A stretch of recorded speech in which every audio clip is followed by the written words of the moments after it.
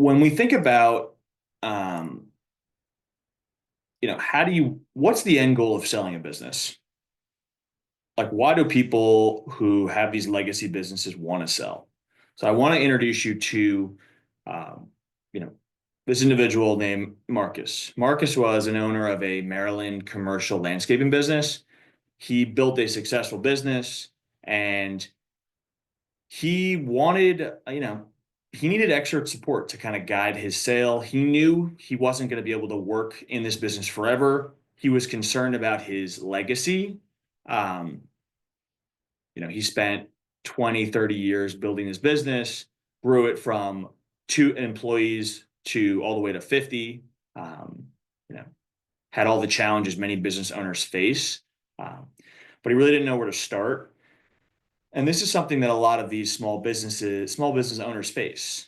The reality of how do they pass on their legacy business? Can they give it to their family? Do they need to sell it to private equity, another business buyer? These are some of the challenges. So, once he did partner with us to kind of talk through this exit planning, we were able to conduct a sell side quality of earnings, which really just verifies his financial information. If you, as a buyer, when you pursue these businesses, you often will also perform financial due diligence, quality of earnings, etc. So both buyer and seller should be conducting this. You know, Fortunately, through the Q of E, he was able to support a verified financials, which were actually 25% higher valuation than his perceived market value. Um, you know, Ultimately, the end goal was a success. He did sell his business for about $5 million in 24. And now he's embracing his new chapter of his life, which is being grandpa to his 2 grandchildren. So these are really, this is a good story about what is the end goal for some of these legacy sellers. And I think it's important for you as business buyers to be empathetic of this. A lot of these sellers may be doing this for the first time. So it's important to understand some of their motives when you do go into these transactions.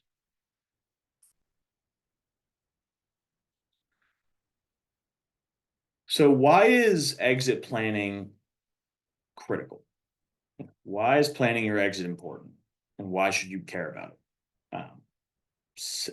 More often than not, business owners regret not starting soon enough. 75% of business owners regret not doing any exit planning. Um, Proper planning ensures, financial security and a smooth transition. The earlier you start, the better you will be prepared. Um, Often these small businesses are shiny objects, but there is a lot of commotion, and the the house is on fire is something that they often will say behind closed doors. So you really need to clean up the house before you do list your business, because if there are significant red flags, buyers may be turned off by some of your attributes, and it'll be challenging to sell your business with some of these red flags.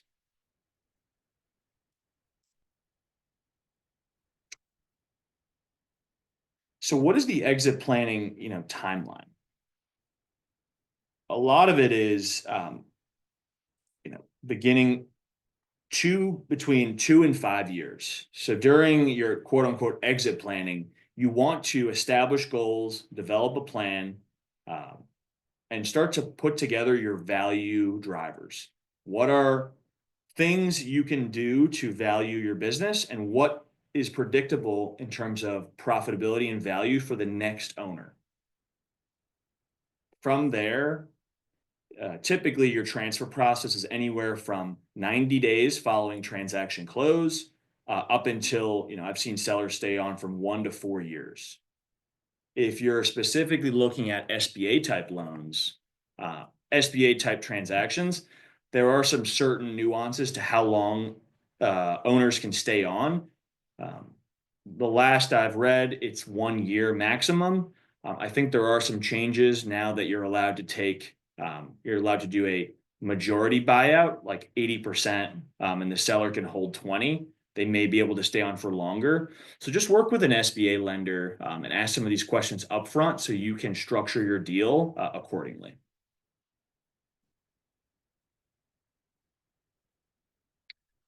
So how do you conduct a business readiness assessment? Um, and this is something where, if you're looking to buy a business, you can think about how do you assess these companies as well.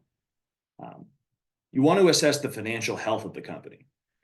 Uh, does the company have clear and accurate financial statements? What do the operations of the business look like? Is it um, documented SOPs in place for employees to clearly follow and achieve the value drivers of the business? Or is it lacking some? A lot of these small businesses may not have a lot of these operational documents in place. So those could be kind of quick wins you as a new business buyer could implement when in your first 1 to 90 days of buying this business. What does the customer base look like?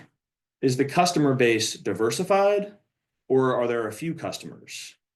Um, this is something buyers will ask, so it's important to have a clear answer ready. If your company has customer concentration issues, which really means you only serve a handful of customers, there poses a risk that your business could be negatively impacted if you were to lose 1 or 2 of those customers. How is your business legally? Do you have outstanding lawsuits or liabilities? Have you historically had um, issues with employee lawsuits, customer disputes, etc.? These are questions and documents you need to have organized before you head into potential sale. Buyers will ask about this.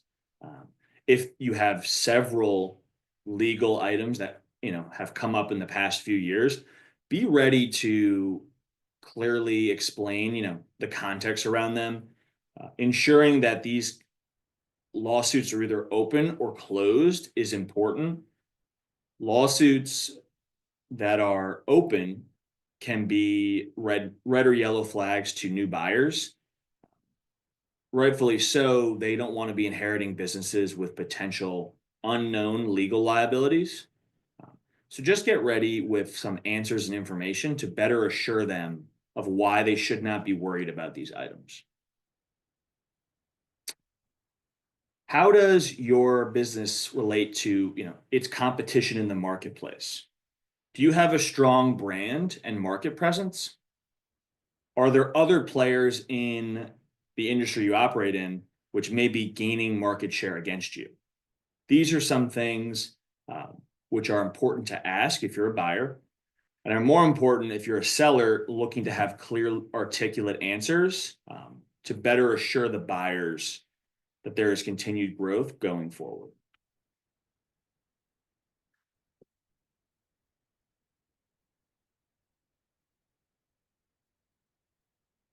Do another polling question. Let's see what we have here. Oh, this is a good one. So what would make your business more attractive to buyers? Or if you're a buyer, what would make a business more attractive, if you saw it? Like, what are some key elements?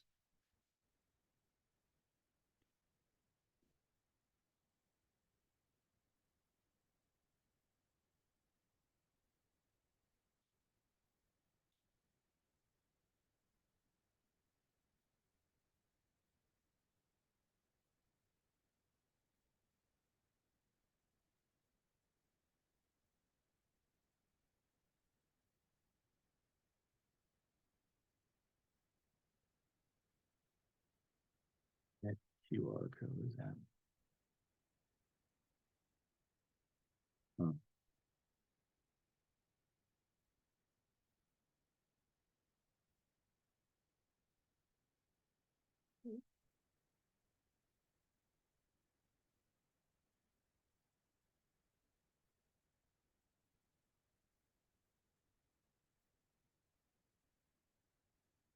Alrighty.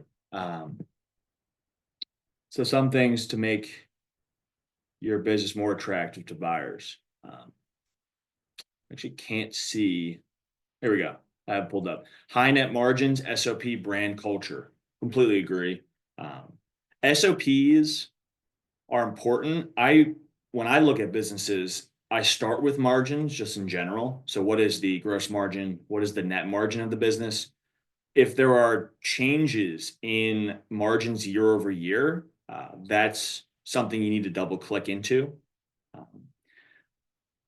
If the margins are steady throughout and the margins are in line with the industry, which are typical, I gain more confidence in one, the credibility of the financial statements, and two, the reliability of what they're providing financially is reasonably accurate. If there are lumpiness in margins or significant increases or decreases, typically that's where one-time EBITDA add backs or deducts often occur. Another person said, growth, profit, diverse customer base. Those are the big ticket items. I certainly agree, and well said. Diverse customer base is always helpful. Depending on the industry you're looking to buy or you own in, it's easier said than done. Software and reoccurring revenues often have a diverse customer base versus if you're trying to buy a business or you own a business that's project based, you may have a few larger customers who have big projects, which you do often. So both businesses are good. It's just which one do you prefer, and which one would you like to own going forward?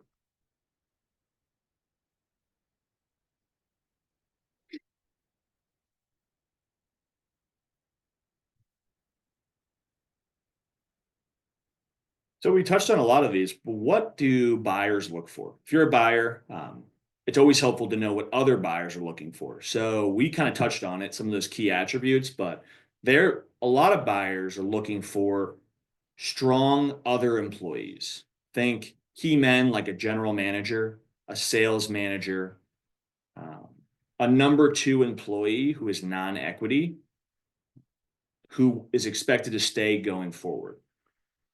A lot of small businesses struggle with this. The owner, rightfully so, has been with the business for potentially decades and has wore the hat of general manager, bookkeeper, sales manager, HR, etc. But buyers who are stepping into a new business, they want to have some assurances that there are other key employees they can leverage and incentivize to improve their business and maintain the profitability kind of going forward. They're also looking for predictable cash flow. What can they reasonably expect to earn on a free cash flow basis going forward?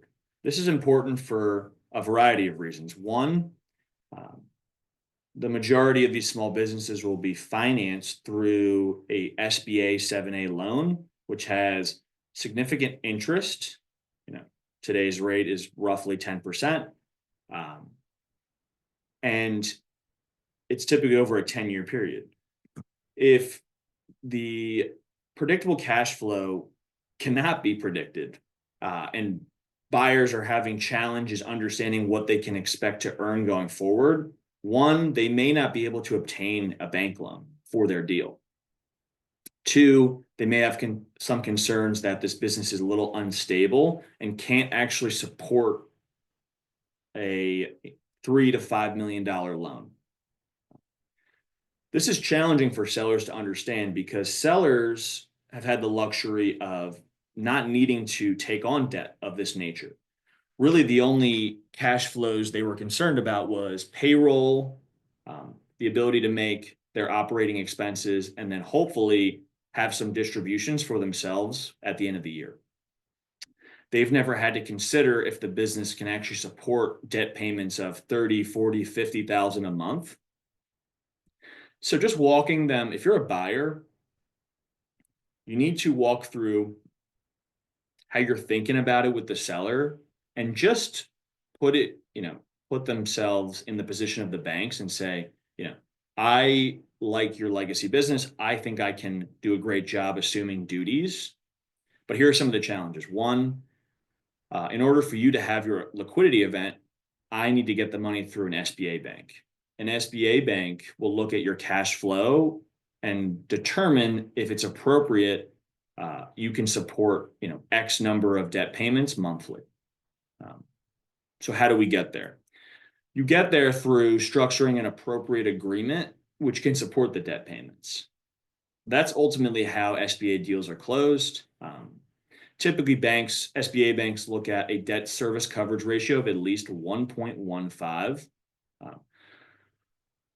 Try not to have that debt coverage ratio be what you're aiming at. A lot of banks will look at 1.25, 1.5. I always like to ballpark 1.65 in your modeling for DSCR, just to be on the safe side, to get that SBA bank lender's approval before you even have these conversations.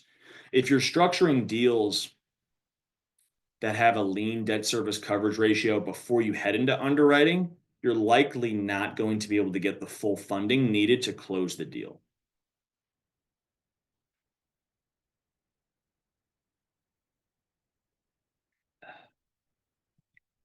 So what are the steps to, some of the to maximize your business valuation? We talked about diverse customer base, strengthening management team, optimize operations, put those SOPs in place, put together a set and a playbook a buyer will feel confident in using as a new owner going forward. Buyers love building recurring revenue streams. They love predictable cash flow. Banks love predictable cash flow. So if your business has the opportunity to expand on building some recurring revenue streams, I highly encourage it. One, it'll be very easy for you to transition your business over because buyers like to purchase these businesses and banks like to give loans out for recurring revenue streams. If you own a project-based business, don't worry about it. There are ways to mitigate. Building confidence in the customers of these projects, showing some historical trends of, I've had this customer for 5, 10, 15 years, will build more confidence in the banks and the buyers that these customers will continue to come back to your company going forward. And lastly, cleaning up your financials is one that often gets overlooked for a variety of reasons. One, some small businesses don't have proper accounting and CFO teams in place for their small business. They often will use a bookkeeper to do their taxes at year end. The challenge is a lot of these bookkeepers will do a light review of your company's data, and it may be messy on a month-to-month basis. While it works as a business owner, the challenge is when a buyer comes in and looks at it and tries to conduct due diligence, it will be challenging for them to gain confidence in your company if your books are messy, things aren't reconciling to the tax return. You may have a lot of personal and owner expenses in your financials. So this is important to use the quote, cleaning the house before you start this process. I've seen businesses that don't close because their financial data is lacking to the point of buyers and banks can't conduct a proper analysis to gain comfort over verifying your financial data of the company. On the flip side, I've seen companies' books which are very clean, accurate, reconcile, which sell for higher multiples and can sell in a faster timeline. And it paints a better picture for you as a business owner. It's the same analogy of if you have guests over to your house and they walk in and it's a mess, they may negatively look at you differently. It's the same way as a business. just something to think about as you're an owner before you do market your business for sale. Clean up those financials and your life will be a lot easier.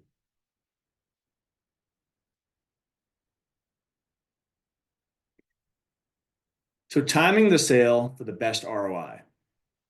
No one has a crystal ball, but this is kind of important to think about. Often, you can leverage a banker or business broker to represent your company for sale and have these conversations with them. Discuss what's the market trends of companies in your industry look like. Favorable market conditions can boost valuations. A lot of it is timing of when you sell your company. If we reflect on the past couple years, valuations were significantly higher in 2021 and 2022. Why is that? Interest rates were lower. Companies who were ready to sell during those timeframes likely sold for significantly more money than they would today. The cost of debt was cheaper, and therefore a lot of those arbitrage was passed along to the sellers. It's important to list your company for sale during a strong earnings year. I'll say that with a grain of salt. Try not to cherry pick your earnings based on the last 12 months of your company's performance. But buyers like to purchase things that are trending in the right direction. If your company has had, its strongest earnings in the historical, in the last 10 years, it may be the right time to start thinking about selling. On the flip side, if your company has had significant challenges, many buyers will be turned off from that. They like to buy things and avoid, a falling knife syndrome. No one wants to catch a falling knife. And avoid forced sales. And this is something to think about, really, even as we speak today in February 2025. If we think about the last few years for most small businesses, 2023 was a very good year for most businesses in terms of revenues and profitability. I personally saw several industries which were negatively impacted in 2024, and that's continuing into this year. So when buyers look at companies, for example, they did $10 million in 2023, some of these companies may have only done 7 in 24, and they may be trending, 2 months into this year, closer to 6. The challenges with something like that is buyers start to get weary of the business trending poorly, given it's, started to do a downtrend in the last 18 months.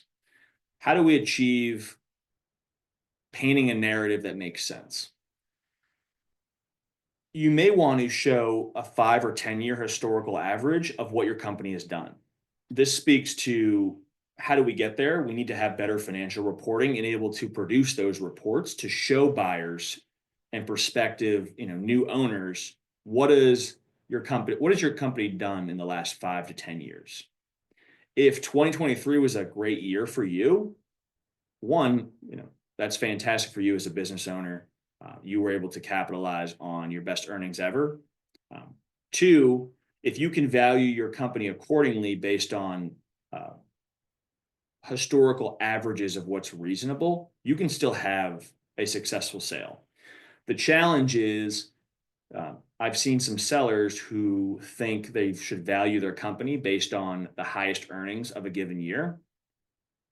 While that might make sense if you were able to produce those sort of numbers on a 1 or 2 or 3 year basis, it'll be very challenging to convince buyers they should be paying a multiple on your highest number. It's often called like cherry picking your valuation. Last thing I'd like to add about timing your sale, if you are working with a business broker or an investment banker to sell your company, I would avoid forcing a sale. The challenge is your representatives are often paid on a commission basis at the time of sale. So they are highly incentivized to sell your company, whenever feasible. if you're not comfortable with how your business is being performing lately, how it's being shown to the market, you can simply pause the sale process, regroup, and then relist your company in 18 months. If you're a legacy owner, you really only have one shot to have your exit and liquidity event. So make sure you're thinking through this appropriately.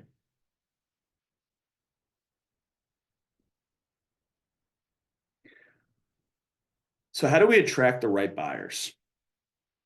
You need to ask yourself, what kind of buyers do you want to? Who do you want to buy your business? Do you want strategic buyers? Do you want financial buyers? Financial buyers could be private equity, a single investor, a employee who wants to assume the duties of your company, etc. Strategic buyers, think of those like competitors. If you own a roofing company in Southwest Florida, is there another larger roofing company that kind of operates in Florida that might be looking to buy you in order to expand their territory? That's the difference between a strategic and a financial buyer. Both have pros and cons. Strategic buyers may come in at a lower valuation, given they're familiar with the industry and they're very familiar with what a company that you own is worth in terms of like how they view it. Financial buyers may be part of a larger fund and can deploy a larger amount of capital at the time of close. Both have different pros and cons. Strategic buyers may look for more synergies and growth potential, versus financial buyers are really looking for a certain investment return, IRR, and getting the deal terms exactly the way they like to do them. So those are really the two different buyers. Attracting them is leveraging broker networks and creating a very good SIM, confidential information memorandum. This is really a marketing. Think of it almost as like a business ad. What is your company? Why should people care? And why should they want to buy it from you? Think of it as a sales pitch. It needs to be clean, polished, and put together in order to attract buyers who want to pay you potentially millions of dollars.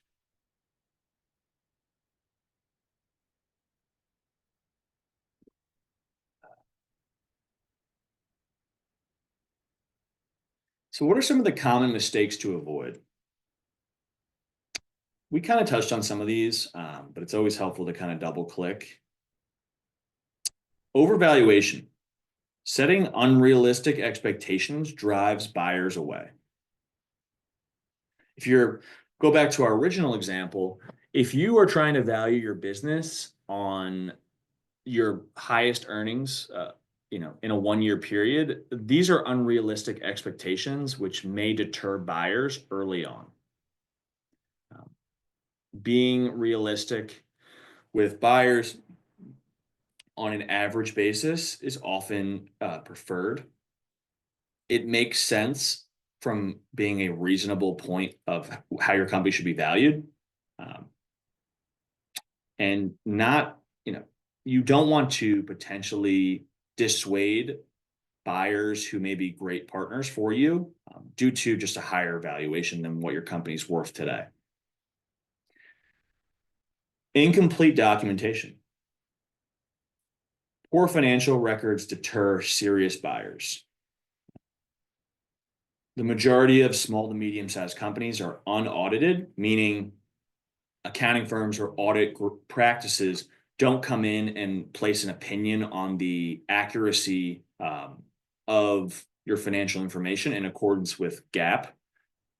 So given that they've never been viewed critically outside of filing your tax returns, which unless you've been selected for an audit, have never been verified, there is a lot of risk over, are your financial records accurate and why should I believe you? If you have clean documentation, a sound financial system, and accurate financial reporting, this attracts buyers. If you don't have this, This will deter serious buyers. Ignoring sell-side due diligence.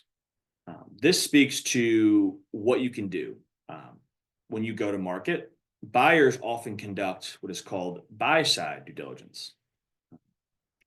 If you engage a Q of E practice to conduct this engagement, this is a report that they can provide to buyers, prospective buyers, as they come into your pipeline. The purpose of the sell-side report is to show buyers what does EBITDA look like on a normalized basis. So basically, it starts from your EBITDA as reported, and it adds certain due diligence adjustments. Think one-time items and owner expenses, or personal in nature, that aren't expected to be continued going forward. And then the line that people will value their business on is an adjusted EBITDA. When I work with dozens of buyers a year, when I engage on the buy side and I'm provided a sell side report, I immediately gain more confidence in the financial records of the company. Why is that? If a seller is willing to invest $10, $20, $30,000 into conducting a quality of earnings, to me, this is a serious seller who wants to show an accurate portrayal of their business, who has clean financials, and it checks a lot of the boxes for me. There is a high correlation between owners who conduct sell-side due diligence with owners who successfully sell their business for sale. It's just the sell-side due diligence report gives you immediate credibility into you are serious about selling your company. You have put in the time to clean up in-house, and you have paid professionals to portray your company and have already verified a lot of the earnings in the form of this report. So it's highly recommended both from the buy and sell side, given the unaudited nature of what is small to medium-sized companies.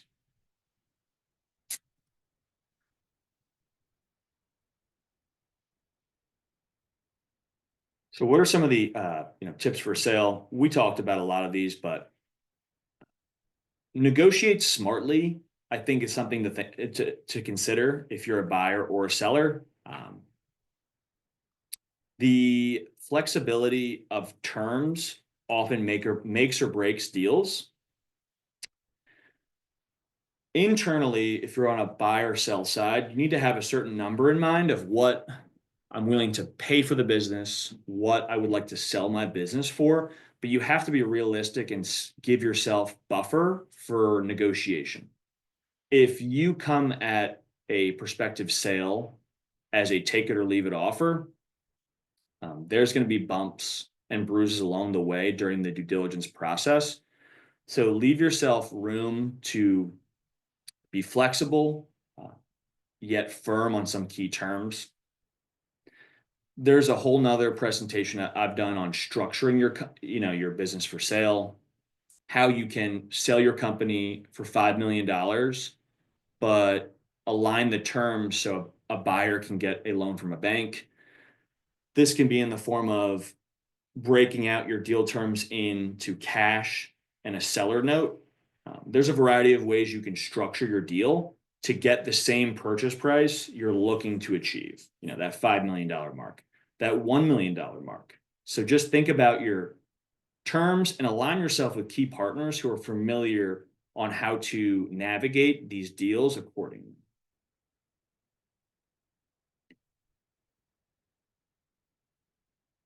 So, start prepping your exit.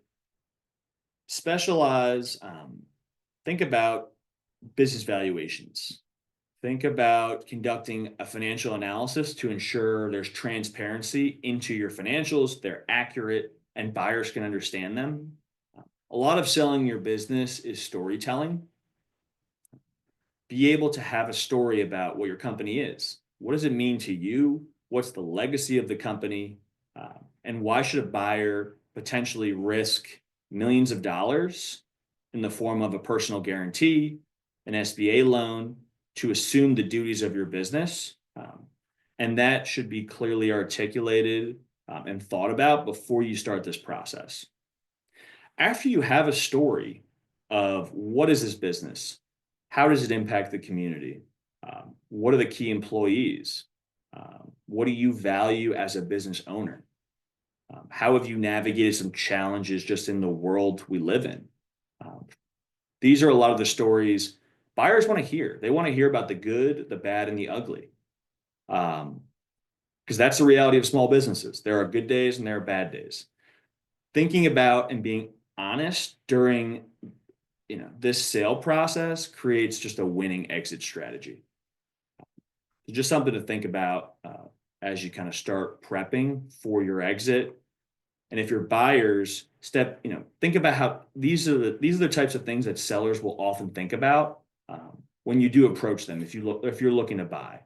So it's helpful to understand both parties and what their objectives are.